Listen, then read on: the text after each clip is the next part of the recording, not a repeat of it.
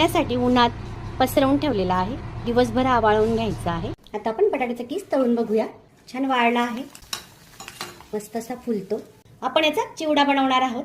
तयार आहे आपण घरीच बनवलेला पांढरा शुभ्र असा बटाट्याचा किस. बनवा, खा आणि खुश राहा. रेसिपी आवडल्यास लाईक करा, शेअर करा आणि सबस्क्राईब करा. थँक्यू. चिवड्यासाठी आपण फ्रीजमध्ये ड्राय झालेल्या मिरच्या त्या फ्राय करून घेतल्या आहे. त्यात चवीनुसार मीठ आणि चवीनुसार साखर टाकून घेणार आहोत. गोड आवडत नसेल चिवडा तर साखर स्किप केली तरी चालते. आपण ही बारीक करून घेऊया. अशी आपण पावडर बनवून घेतलेली आहे. आता आपण चिवडा बनवून घेऊया. तळून घेतलेले नायलॉन साबुदाणे, तयार करून घेतलेला बटाट्याचा किस, तळून घेतलेले शेंगदाणे, तयार करून घेतलेला तिखट गोड असा मसाला, हे सगळं आपण छान मिक्स करून घेणार आहोत.